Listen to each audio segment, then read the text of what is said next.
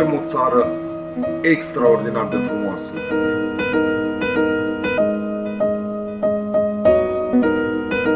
Fantastică perioada și aș repeta-o cu ochii închiși.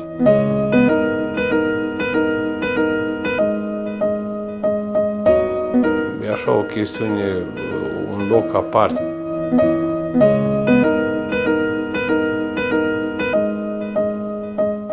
Nu credeam că sunt în România.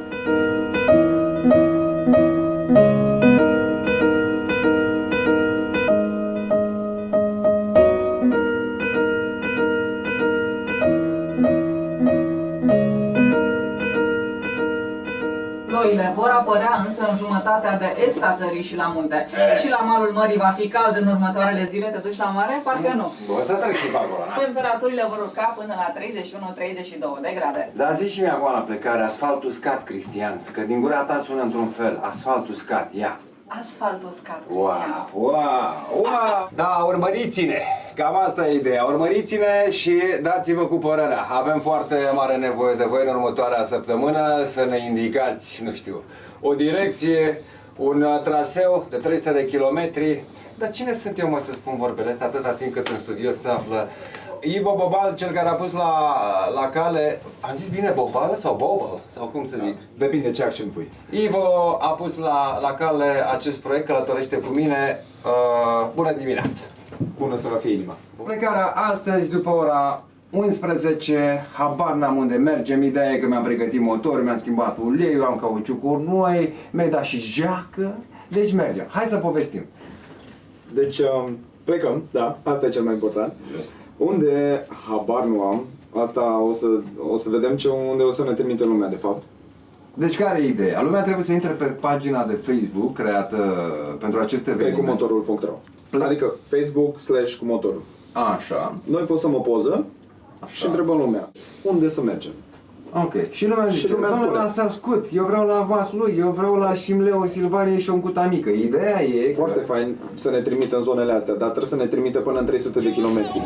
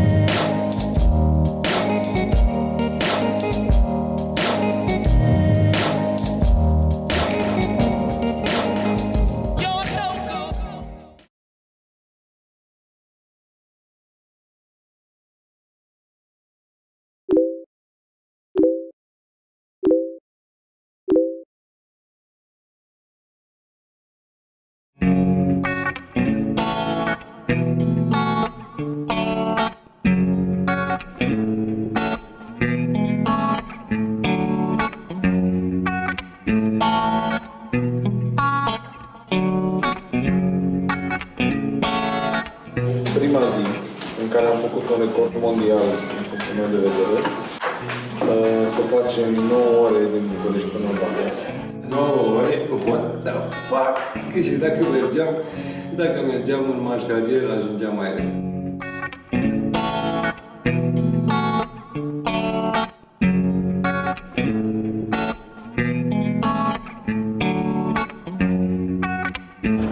Hai să mergem pe la o alimentară să ne luăm ceva rege!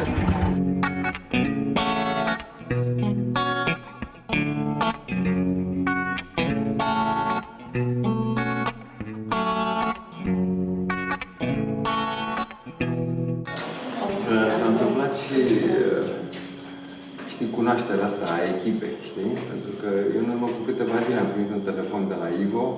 Hai mă, mergi cu noi? Da. Păi cu cine? Păi cu X, cu Y, cu K și cu Z. Păi da, eu nu te las. Păi nu nimic, las că-i cunoști pe parcurs. Și până în momentul de față s-a dovedit a fi o gașcă foarte mișto.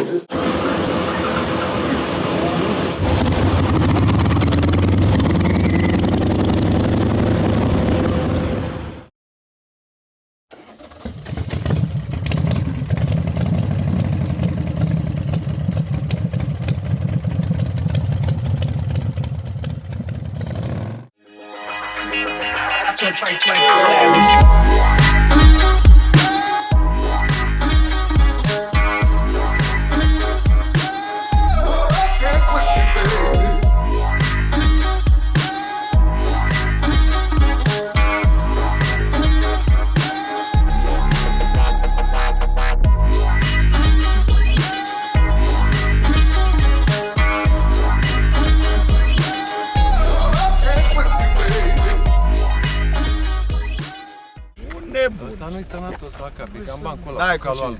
N-ai cu cine. N-ai cu cine. I-am zis să nu-i mai dăm Red Bull și cafea, da? Hai mă că se închide delta din cauza ta, mă, să găsi. Ia uite-l, ia vezi, pe unde urci. Vezi la tine. Bravo! Faza cu făcutul de praf a fost o parte care m-a chiar plăcut. Am putut să testez un pic motorul un pic mai altfel decât pe șosea. Mi-a plăcut că deja am început să ne înțelegem, să vedem ce avem de făcut. Mere. De ce dracu nu prunem? De ce nu altceva? Mere. Prunem, cutuiem. De ce nu pierzicem? De ce mere? De ce mere? Deci, pentru că noi atunci când bem pălincă și e bună, spunem îi dă mere. Că mai mere. Mai avem câțiva kilometri, dăm în DN și am scăpat de eșecul ăsta de drum.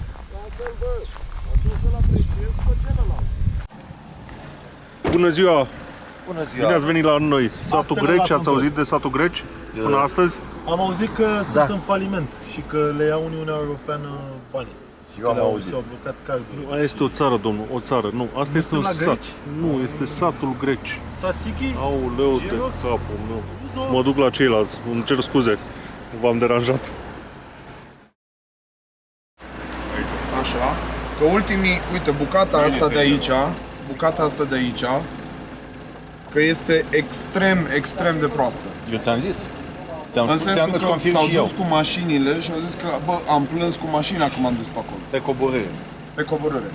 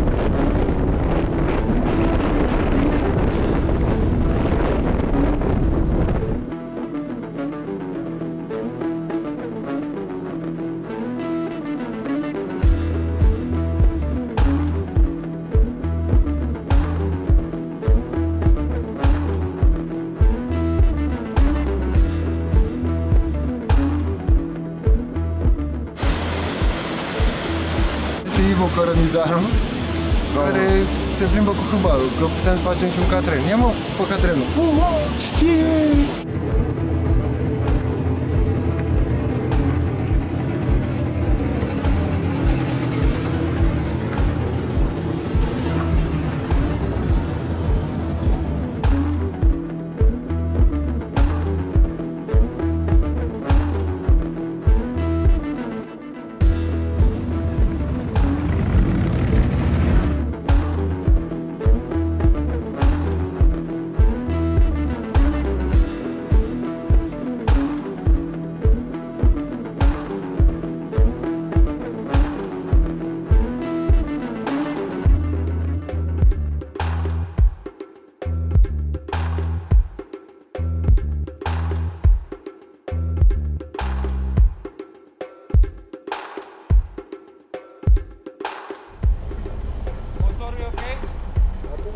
Vedem imediat. Inevitabil s-a întâmplat prima căsătură cu motocicleta. Nu vă faceți griji, n-a fost ceva foarte nasol.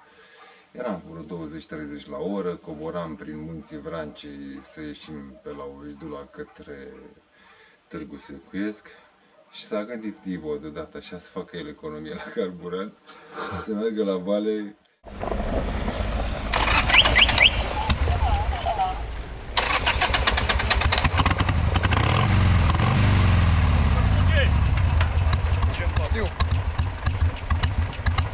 Hai! Mergem! Da? Dați-mi un pic de acolo. Ne opri motorul.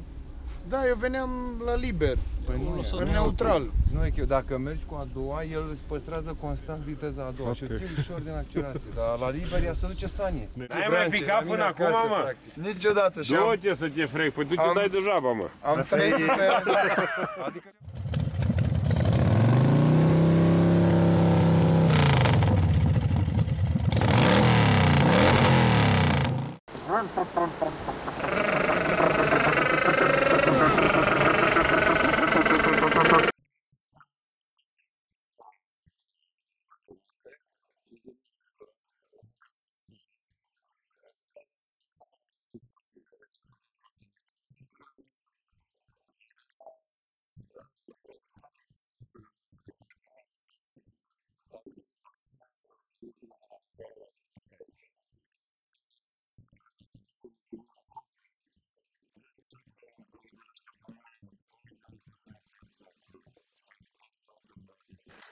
Dar cu totul, mă, dacă pentru ține.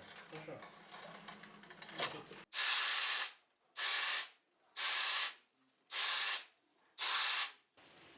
Așa, ce să și verific.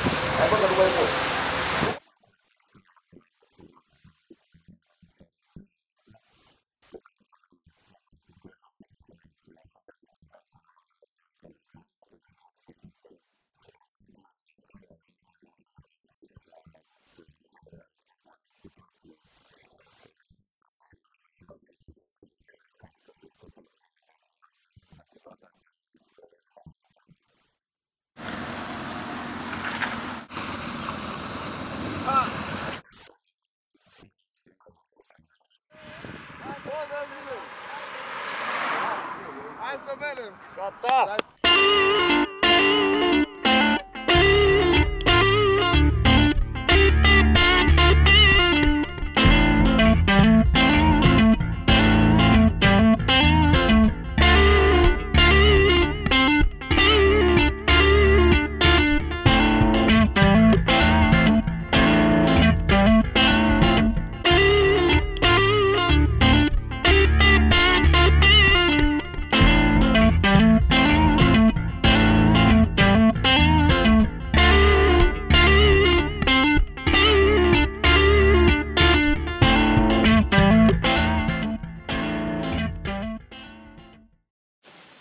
Conform înscrisurilor de acolo, am constatat că lacul are de fapt 3 nume în 3 limbi. Tradus în română e lacul roșu, care îl știm, în maghiară îi zice lacul șarpelui și în germană e lacul ucigaș, tradus mot-a-mot. Legenda scrie acolo că ar fi existat un voinic care s-a îndrăgostit de o fată de prin zonă de aici, îi zicea Estera. Și atâta de tare o iubea încât i-a promis orice din lume numai să se căsătorească cu el. Estera nu a vrut să se căsătorească cu el și din cazul și durerea omului s-a produs la un moment dat o chestie. S-a produs lacul, Estera, Voinicu și încă un cioban cu turma lui Doici că ar fi înghițit lacul. Pe lângă asta, zice se că acum, dacă te uiți în lac, încă mai vezi ochii verzi și înlăcrimați și îndurerați a Esterei. Am așa un mic cuprins.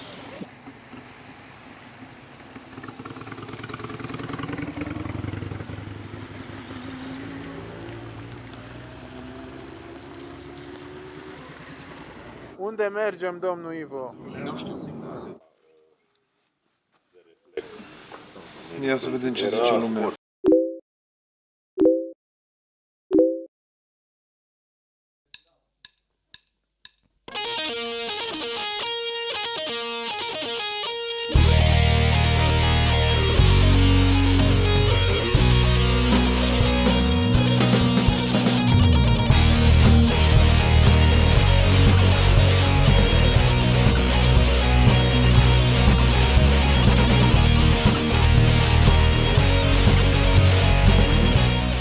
Foarte drăguț, foarte spectaculos, foarte. Chiar mă plăcut. Totul se schimbă așa din mers. Pentru că vremea ne alternează traseul. Deci acum mergem izvorul muntelui, facem poza acolo la zona de Belvedere, unde e frumos. Ideea este că noi oricum trebuie să ajungem la Suceava. Pe unde mergem este treaba noastră. Astea sunt regulile jocului. Ziua a 5-a și suntem în Suceava. Este miezul nopții. Foarte tare drumul până aici. Astăzi a fost mult mai frig față de ieri. Am dat în majoritatea timpului pe ploaie, nu se compară cu ziua de ieri. Locuri foarte mișto, de la Lacul Roșu la Suceava.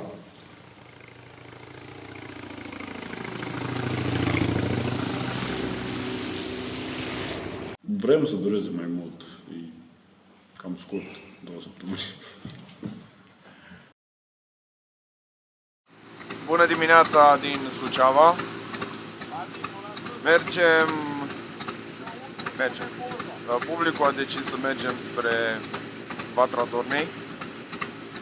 Iar traseul nostru o să fie Rădăuți, Câmpul Lung moldovenesc, unde mergem pe Transrarău, după care Vatra Dornei. Mă, o treabă nu înțeleg eu la treaba asta cu motocicliștii. De câte ori trecem pe lângă niște fete drăguțe, nu mă salută nimeni pe mine. Salută pe motocicliștii ăia din spate care, nu știu, sunt pe motoare, sunt îmbrăcați în negru și nu se vede absolut nimic sub cascat.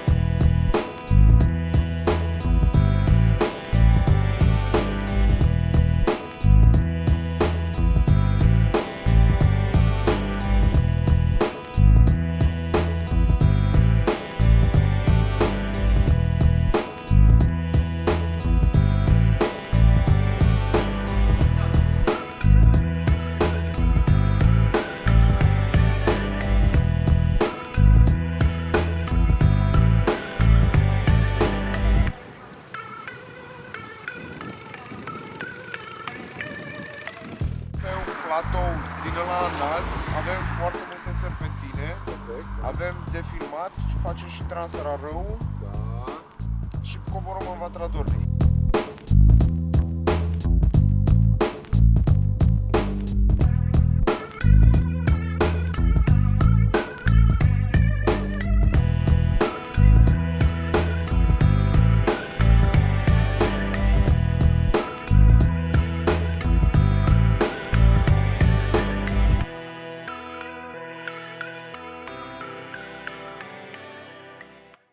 Verzișorii nebuni vor interpreta un melos inconfundabil și irepetabil pe planeta asta. Se cheamă Straja de la Ansamblu Vocal Instrumental Bucovina.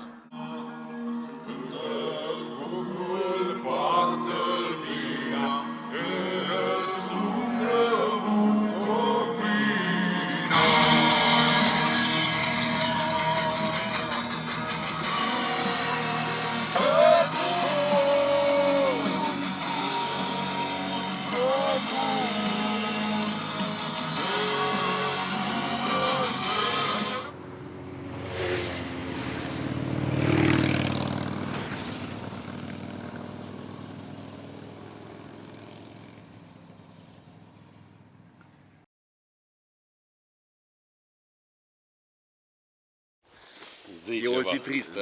Zi ceva. Unul din băieți pleacă. Foarte tristă. Ne gândim să-i scoatem o bujie, să-i scoatem... La întoarcere beți ivoneală, da? Da. Da, băieți, ba, ceau.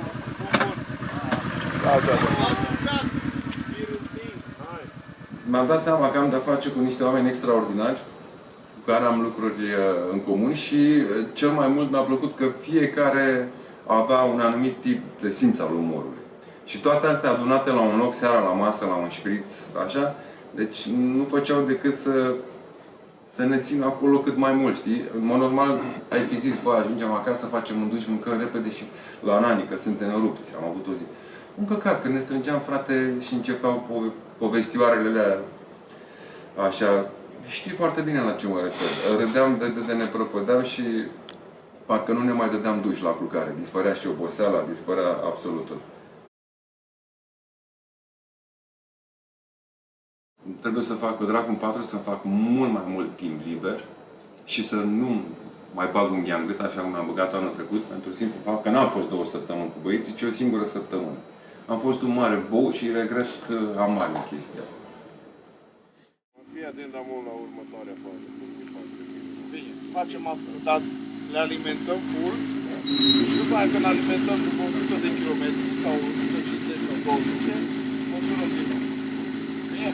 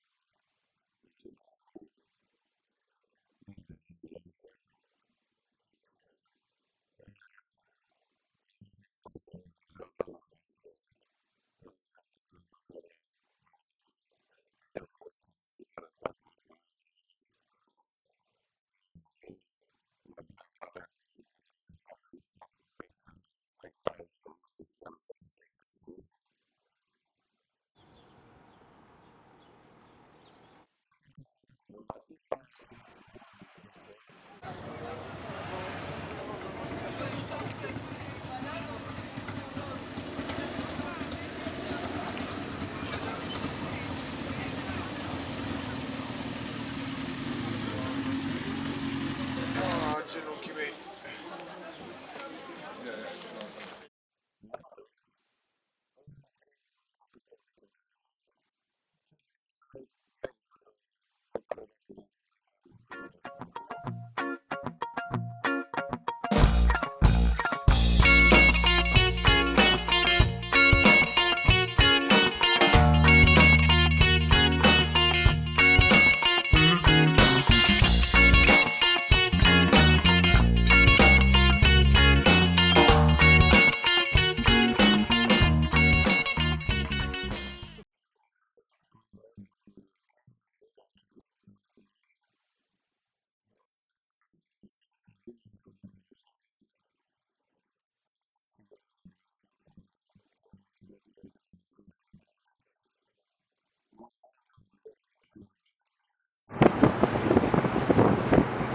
Pa!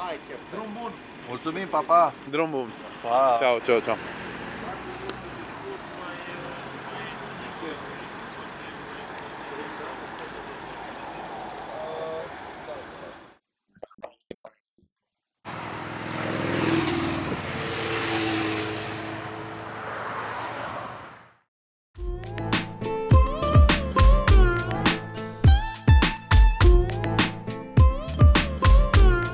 Cum ne-am întâlnit cu Horațiu, foarte tare faza.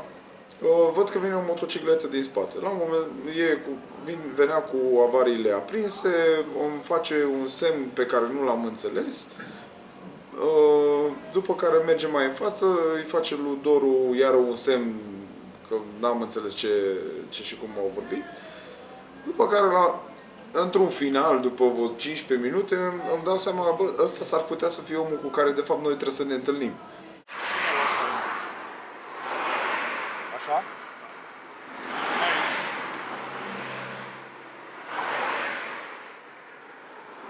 Băi, tu nu-mi fura meserie.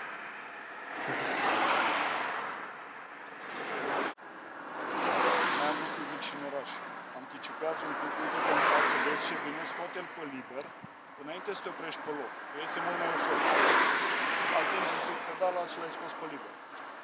Ăsta e provizoriu. La Cluj, vedem. Până la Cluj n-are rost să-mi bat capul.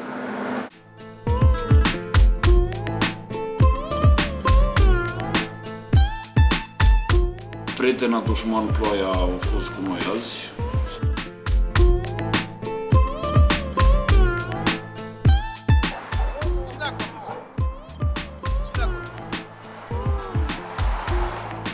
Oară în viața mea în care rămân în pana prostului, cum că așa îi zice.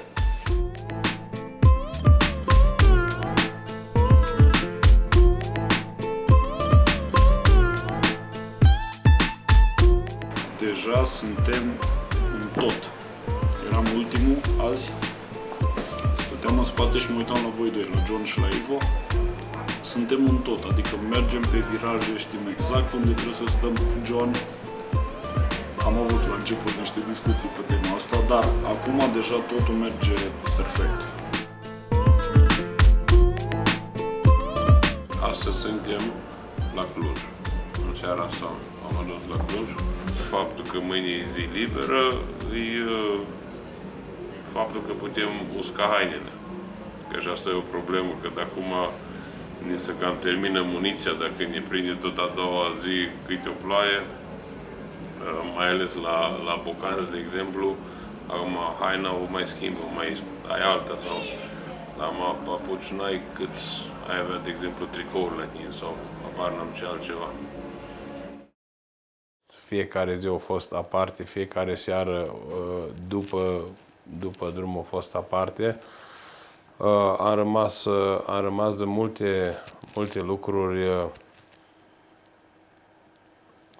plăcut impresionat, cu toate că acum eu tot timpul am considerat că sunt un om care am văzut și am umblat în România foarte mult, pe lângă câte locuri am trecut, așa de-a lungul timpului, fără să îmi dau seama pe lângă ce am trecut.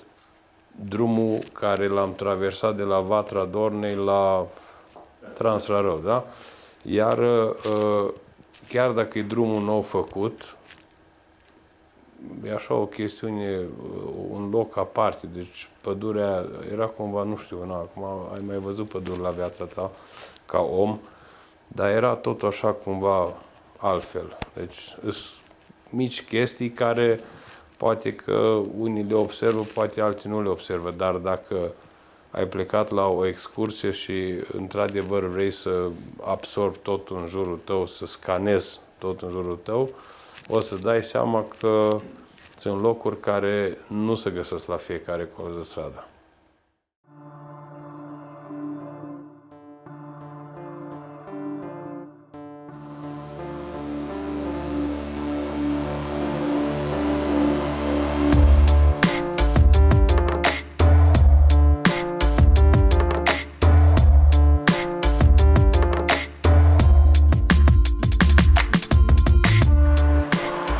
Suntem în ziua a 11-a. Deci nici nu știu în a câta zi suntem. Am plecat din Cluj, mergem spre Deva, dar pe traseu avem cheile Turzii, avem Rimetea, despre care se zice că este cel mai frumos sat din România. Nu o să întrebăm pe Doru ce părere are despre chestia asta, pentru că sigur are o părere diferită.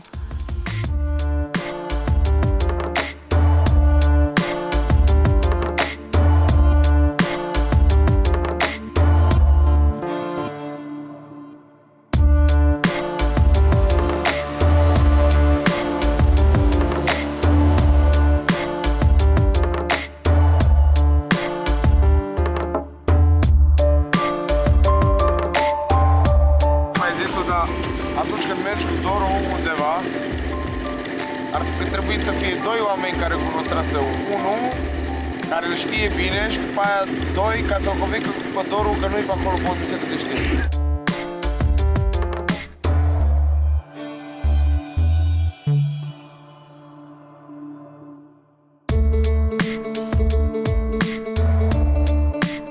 Al nostru Doru Panaitescu și-a dus aminte că știe el o zonă. și aia ne schimba ziua.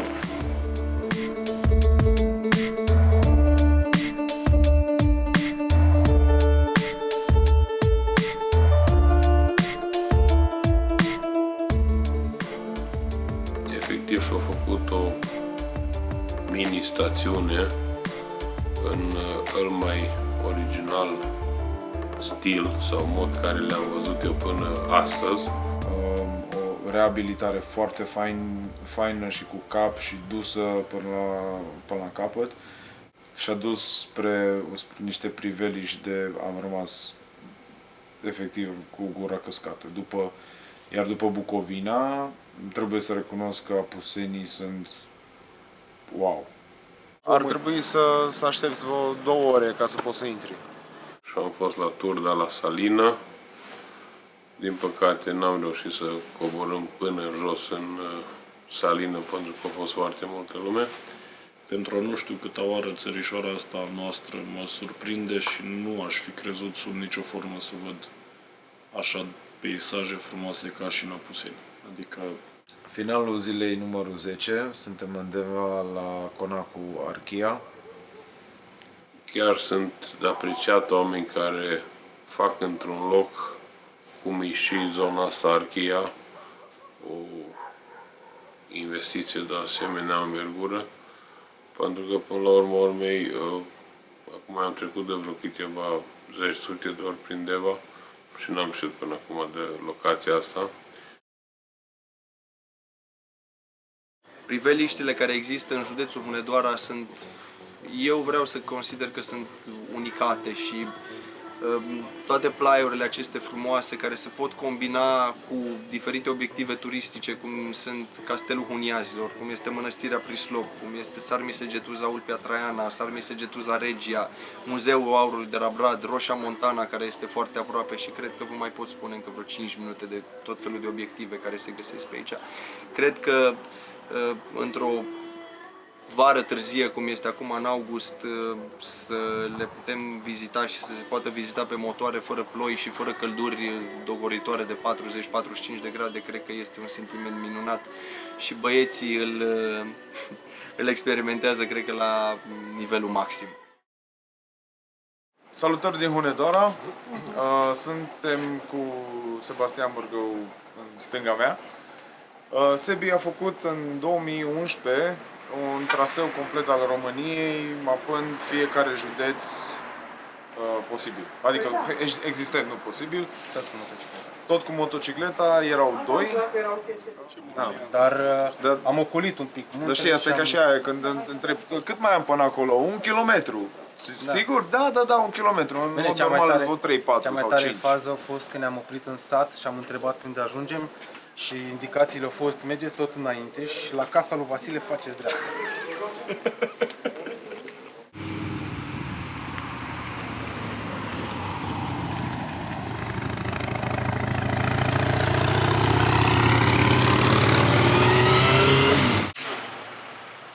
Deci, nu mai mergem la ăsta, o dăm direct Aran-Sebeș. Nu mai avem altă soluție. Bucu, dacă e unde merge și pe roata de față. Da. Bucu, știi să mergi pe roata de față? A 11-a zi, ora 2 noaptea, cred că se vede pe toți că suntem obosiți. Știm că se termină în curând, dar n-am vrea să se termine încă. Am mai putea continua un pic. Ne-am făcut datoria de patrioți ca să... De fapt, ne-am făcut datoria de patrioți. Am trecut pe la Sarmisegetuza să-i salutăm pe cei care merită să fie salutați acolo.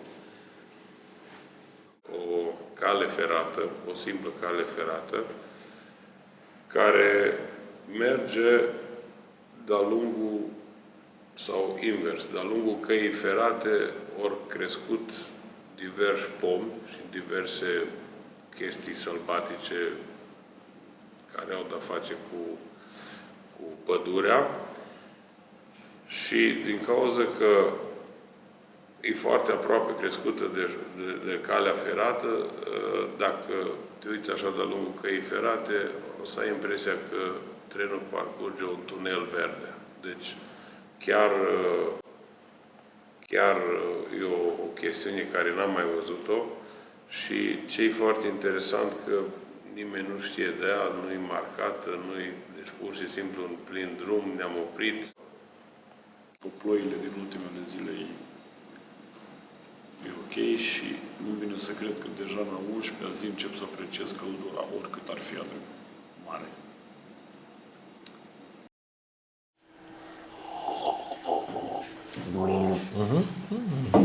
Mi-a zis Ivo, bă, hai cu noi, vii cu voi, dar cum? Băi, să fii însoțitor de borți, să vii cu ce? Să conduci. Șoferul, băiatul ăla care aducea apă plată, de asemenea, mai adu o blendă, noi știm de ce. Sunt oameni care sunt uniți cam cumva de aceeași zonă, e o congruență a hobby-urilor ceva incredibilă. Sunt 4 oameni care sunt pe 2 roți, dar sunt și alți oameni care ba pe fotografie, ba pe filmare. Ăia socotesc că cei 4 oameni sunt targetul lor. Este ceva... Mâncat-iar tata. Avem o fucking țară, frate. Deci fără nicio exagerare. Avem o mega țară. Acestea fiind spuse, acestea au fost știrile de pe front, doamnelor și domnilor.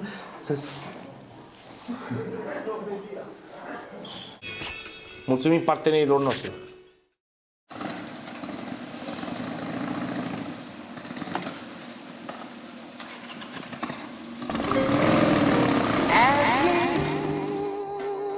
Was the first man to make a light burn so bright. I don't know, no, I don't know, I don't know, no, I don't know, I don't know, no, I don't know, I don't know, no, I don't know.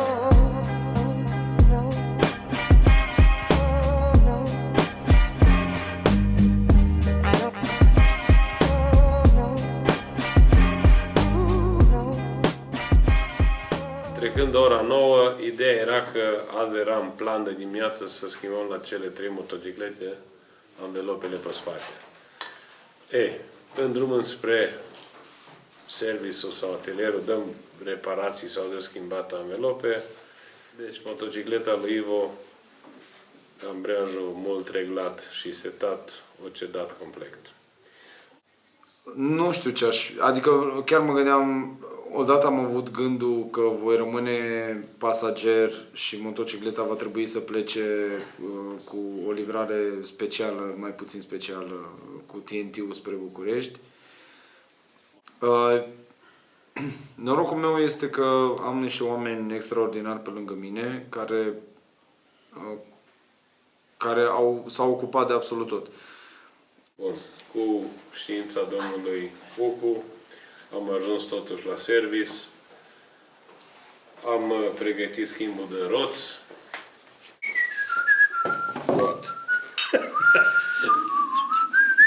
Nu, să țin ambreiajul, să ai haznă de el. You are awesome. Cum s-a schimbat roata Harley? Deci, zi tu. Simplu. Se dă jos roata, se schimbă anvelopa și se pune roata la loc. Da, asta e versiunea comprimată, sau dacă, mă rog. Da. Deci toate au fost normale, comparativ acum cu alte schimburi de anvelope, până la faza, hai să umflăm roata, nu noi vulcanizatorul. Am avut situații de genul ăsta la camion și noi turnam benzină pe cauciuc și dădeam foc și bum, exploda, sărea cauciucul pe geantă. Da, și nu trece cele 2 minute, se mai departe. Și vulcanizatorul după ce rămâne în pană de idei zice, da bă sticla aia de acolo. Sticla în care, bineînțeles, era benzină. Mama, tata, sunt bine. L-am pe nebun lângă mine.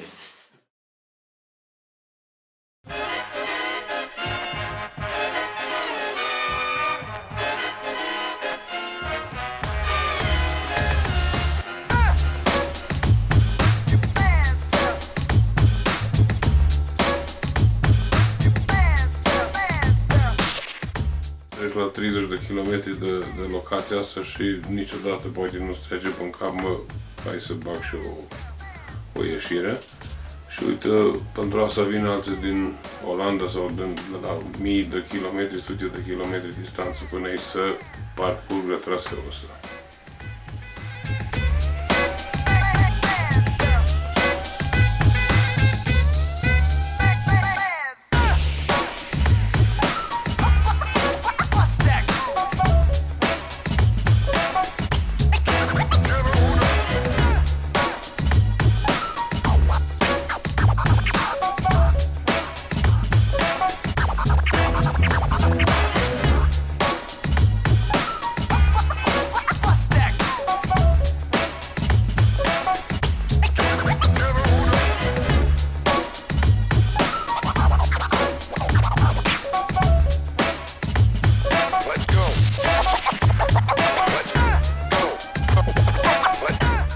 Da, e 2 fără 5. Până la 4 și 20 mai avem. De înainte. Da. Uite că Ivo a reușit să ne adune pe toți, zic eu 90% din toți participanții la proiect îl aveam cunoștință comună pe Ivo. Ne-am băgat cu încredere și am zis, n-are cum să nu iasă. Și până la urmă, dintr-o idee venită la bere, nu la o bere, la bere, a ieșit un proiect la care, sincer, eu personal nu m-aș fi așteptat să iau o amploare de genul ăsta. Minusuri nu există. Și asta chiar mă bucur că pot să afirm fără niciun fel de stat pe gânduri sau ceva de genul. Din tot proiectul ăsta și din toată expediția asta nu există niciun fel de minusuri. Cu toate că am avut anumite rețineri la început, ce din punctul meu de vedere sunt normale să le ai, având în vedere că știam 3 oameni cu care am fost din 17.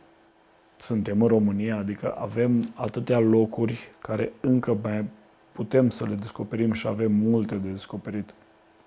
Și culmea știe Nea Gheorghe din primul sat. N-ai nimic la Nea Gheorghe, îți iei 3 pungi de pufuleți și te duci acasă. Ai trecut pe lângă foarte aproape de o chestie care nu poți să o vezi oriunde. Peisajele, aerul, zona, ar merita să mergi pe jos.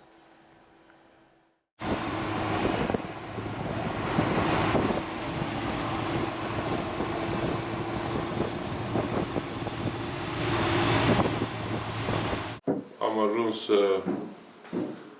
ajuns la Brașov.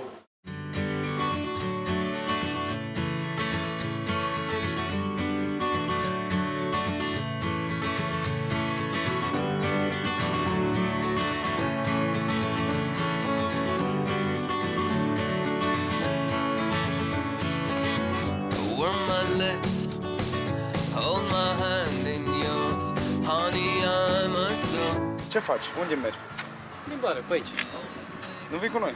Ba da, unde mergeți? Nu știu.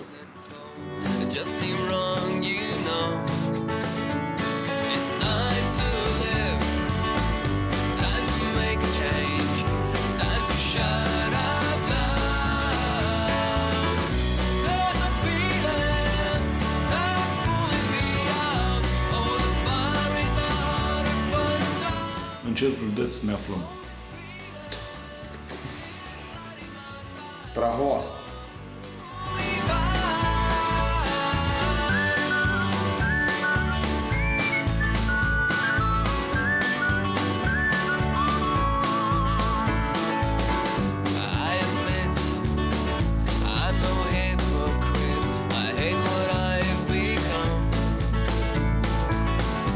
Drumul a fost un drum recent făcut, lucru care ne-a ajutat în primul rând să nu ne fie frică, să luăm un viraj să-l abordăm mai sportiv.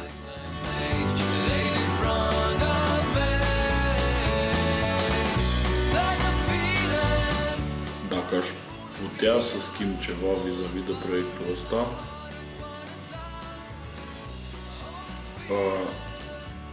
n-aș schimba absolut nimic.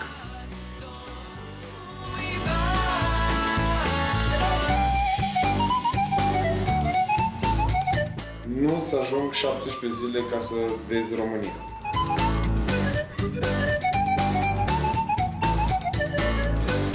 Dacă nu ai nebuni care cred în tine sau într-un proiect, nu faci nimic. It's been like that since I touched the strings. It's time to live, it's time to make a change, it's time to shout out loud. După ce după ce s-a terminat proiectul, rămâi cu un sentiment din ăla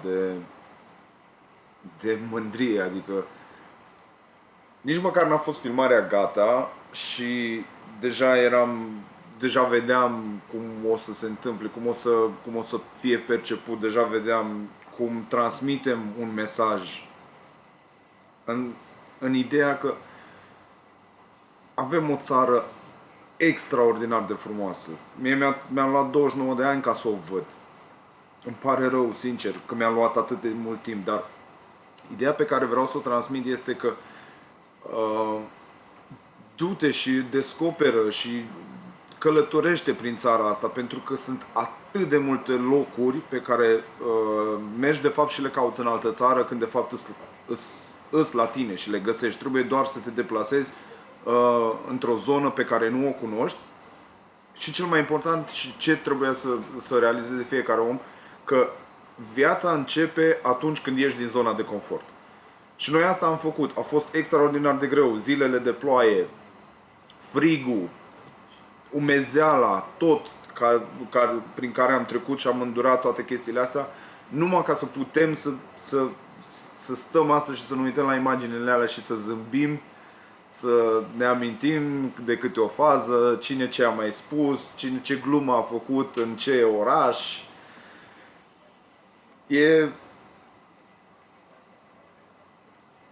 Aș vrea să pot descrie sentimentul, dar cred că nu există, nu s-au inventat cuvinte ca să descrie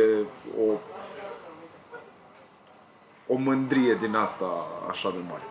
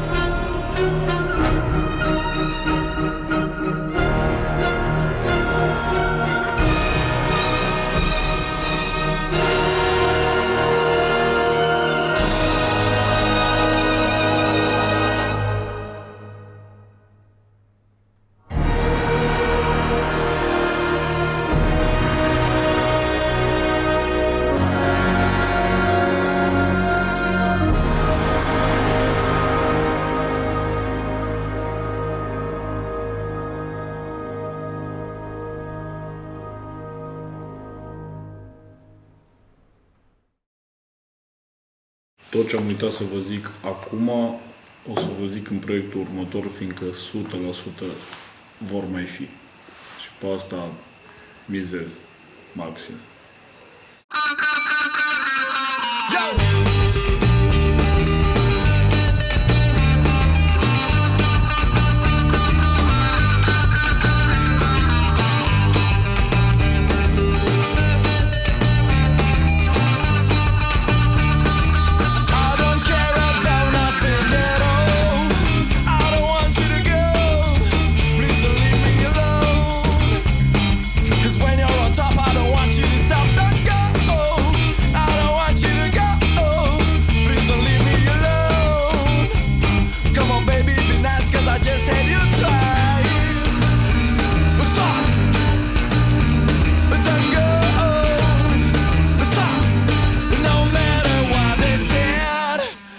Want you so bad, baby, you should be glad for the times that we had. Stay, I just want you one day, baby, don't go away.